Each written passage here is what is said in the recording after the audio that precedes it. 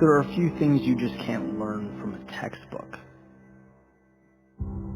that you have to live through, to see, to be fully entrenched in. Because here is a simple truth. This world is a tough place. Getting what you want, making the most of the time you have, requires that you put yourself in the position to succeed. It means you see a finish line before one exists. Look, no one's ever going to call you and tell you how incredible your idea is. You can't build a business on potential or win a championship on promise. Results are binary. You either accomplished something or you simply did not. Right? That's it. That's what people see, the result. So that means every second, every step of the way from where you are right now until you cross the finish line depends on you and your thoughts. How you internalize failure, how you look at setback. When no one is around to pat you on the back or tell you how great you are, will you have enough self-belief to move forward? Because my friends, that's the hardest part. That's what no one talks about. Having the courage to wake up every single day of your life and know that you are building towards something incredible. You are creating a masterpiece from the ground up. And that means that when you're looking in the mirror, you believe in what's staring back at you. You see the unseen and you are willing to bring it to light. That is the foundation that you build greatness on. And it's a daily pursuit, creating milestones, designing the small wins that keep you going, that keep you moving, that get you past all those times you so desperately want to turn around, but know that for you, it simply isn't an option. That is not your reality. You have more waiting for you. And so you press on, cloaked in confidence, you move into the unknown, seeking the day the rest of the world looks up and calls you lucky. They'll look at what you built and say how fortunate you are, but they won't comprehend the 20-hour days, the focus, the ridicule for being different or obsessive or non-conformist. They won't know that self-belief trumps all of that. That it was everything. The word great is separate for a reason. It implies a specific set of beliefs and values. It means you saw light when most people saw darkness. It means you said yes when most people said no. You moved forward when the rest of the world turned around. Believe in your greatness. See it. Live it. It is there, and you need to know that it's there. Because it will make all the difference. Your self-belief will define you.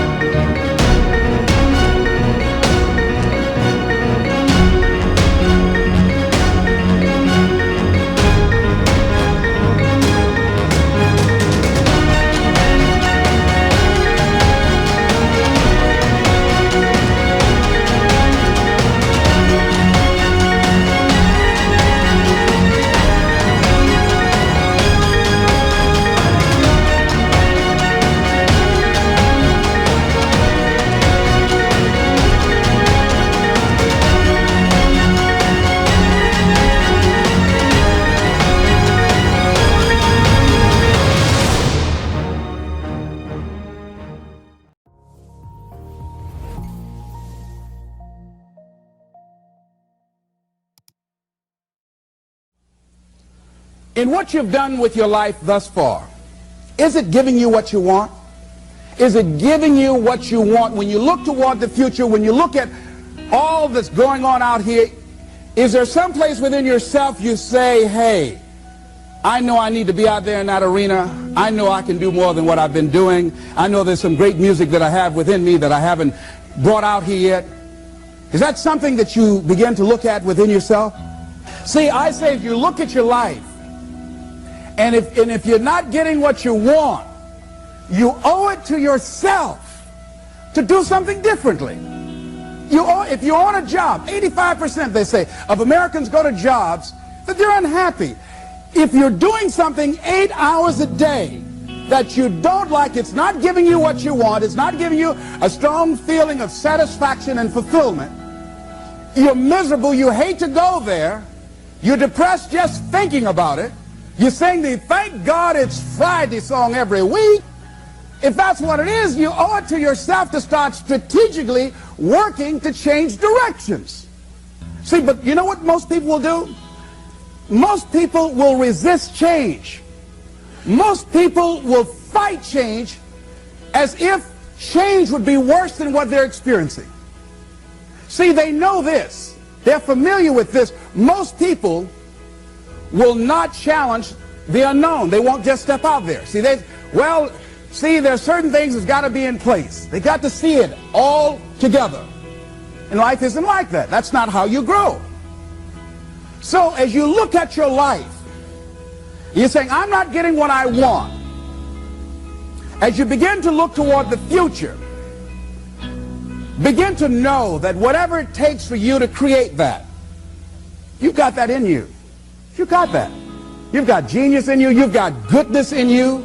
You've got creativeness in you. If you decide to take the initiative to change the current quality of your life, I say to you that you will find that the universe is on your side, that life is on your side.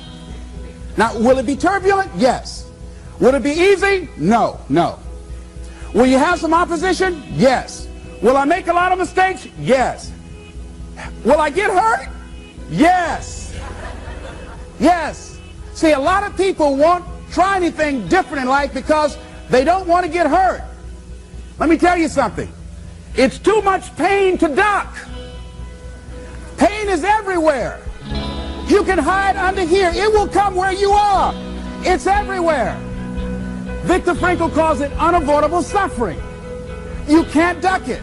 But most people spend their life not wanting to deal with the pain of rejection, the pain of defeat, the pain of being disappointed, the pain of losing, the pain of failure, the pain of being criticized, the pain of not being liked, the pain. That's called life.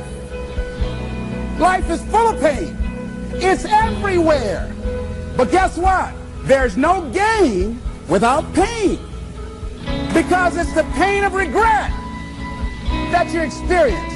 If I had it to do over again, that's a pain. Don't you know that's something? When you know, I was in a seminar once and this lady stood up. If I had my life to live over again, she talked about all of the things that she would do. And you can feel the pain of regret in her voice. The pain of regret. She still experienced pain. She was trying not to experience the pain of defeat, the pain of disappointment, the pain of loss, the pain of lack of support. And she still experienced pain. It was right there. We can't get around it. Most people are governed by their habits, their fears, and the opinions of others. A lot of people never try anything differently because they have been convinced by people in their lives that they value that they can't do it. They're living within the context of the opinions that other people have of them, the low expectations. Many people doubt themselves because when they thought about doing something at some critical point in their lives, somebody they respected and honored, somebody they believed in, somebody that they loved, someone they trusted said, you can't do that. And they accepted that. As you look at your life, ask yourself the question, what would your life be like? What would your life look like if you decided not to care what people thought of you? What would your life be like if you decided to give up some of your fears? What would your life be like if you decided to become courageous? What would your life be like? If you decided to act on your dream, if you did what you felt in your heart. You know what courageous means? Tom Ruskin and Randy Reed said, they said that courage comes from a French word which means of the heart. But how does it feel to you? He says that courage, you know, it takes courage to live. Says most people go through life not allowing themselves to step out because they don't want to let go. They don't want to be blown around. They don't want to be moved. The courage to face life's whirling wind of contradictions. The courage to love yourself. The courage to love. For years, I was afraid to love. The courage to take a chance. The courage to be who you are. He says, courage isn't for somebody else, for medals, applause, or moral debts. Courage is what at that moment feels most right for you. Not just situational ethics, but what feels right in your heart. The word of the heart. What feels right in your heart. One great philosopher says, cowards die many times before their deaths. The valiant never taste of death but once. What does that mean? That valiant people aren't afraid? No, no, no. It means that they experience that fear and they move forward. They move forward anyhow. Many people are dead now. Many people are allowing their dreams to die. Many people are allowing their ideas to lie dormant and collect dust. Many people have all this talent and ability that they are allowing to be buried inside of them, that they will take with them to their graves because they didn't have the courage to be who they are. And I say, as you begin to look toward the future and manifesting your greatness, it's going to take everything in you, that your life deserves the concentrated effort to begin to look at how is it that I can express more of me? How is it that I can bring my ideas out here now? How is it? And start living with a sense of urgency, because you're here today, you're gone today. Life is unpredictable. It's uncertain. There are no guarantees. No guarantees out here at all. So holding back, what are you waiting on? Ask yourself, what's the benefit of your waiting? What's the benefit of your not living your dream? What's the benefit of not listening to yourself? Oh, please, listen to yourself. You know the feelings. If you start listening to the feelings in your heart, and I'm doing it now more every day, I find that my feelings, I can trust them. And I say to you that as you look toward the future, you look at life on a daily basis, if there's something that you have been given, if you've heard something within yourself that you know that what you're doing now doesn't fit for you, it doesn't work for you, it's not giving you what you want, and there's something else that you want to do, don't allow that inner doubt in you to talk you out of it. To build a case of why you can't have it. To tell you why you're not good enough. You ignore that inner voice. And all the external voices. Don't judge the possibilities for what you can do based upon the circumstances. Because the circumstances won't determine who you are. Don't determine what you're able to do based upon your resources. Don't determine what's possible for you based upon where your life is right now. Where your life is right now is not you. That's just where it is right now. But the possibilities for you are unlimited. If you're in a rebuilding process, it's unlimited. If you're coming back from adversity and devastation, it's unlimited of what you can do. That's the capacity of human beings. It doesn't matter how many mistakes you've made. It doesn't matter how many thoughts you've had. It doesn't matter how much money you've lost. Like I said, it's an investment. What you learn from life, not losses, but investments of what's possible for you. And I say to you that once you start listening to yourself, and as you begin to act on your dream, as you start just trying to find your way, doing what you can with what you have, you will start seeing things opening up for you. You'll start attracting people. You say, where'd they come from? things will start coming together, clicking for you. You say, whoa, you start brainstorming. Ideas will come out of nowhere as you focus on it. The key to it is to begin to focus on what it is you want to do. Why, Les? Why is that important? Because as you focus on that which you want to do, that which we focus on, that which we give our energy to, it will begin to multiply. It will begin to expand. It will begin to develop your consciousness. And out of that comes your greatness. Out of that comes a commitment. Out of that comes a passion for life. Out of that comes a special power that you have in you that you haven't even called on yet. See, the powers that we have will never reveal themselves if we don't challenge them, if we don't put ourselves in a position where we have to use them. So one of the most important things is reading a book that's a really interesting book called Instant Millionaire, and the guy said, put yourself in a position where you can't retreat, where it's do or die, sink or swim. Here's what you'll find out. You'll develop incredible swimming skills. You'll find yourself stroking unlike you've ever seen before. Through the inspiration of desperation, you'll become more creative than ever before. So what is it? How do we handle that whole piece? Throw your whole self into it. See, most people go at it tentatively.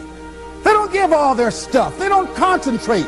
They don't put everything they've got in them. One guy wrote a book called All You Can Do Is All You Can Do. And all you can do is enough. But he said, make sure you do all you can do.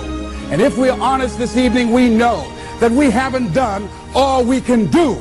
So as we look at the future, we can decide that from this day forward, as I look at my personal relationships, if I look at my professional relationships, if I look at my family relationships, if I look at all the dimensions of my life, looking at myself mentally, emotionally, and spiritually, I'm going to do all I can do to develop me, to bring my talent out here, to make a contribution to life.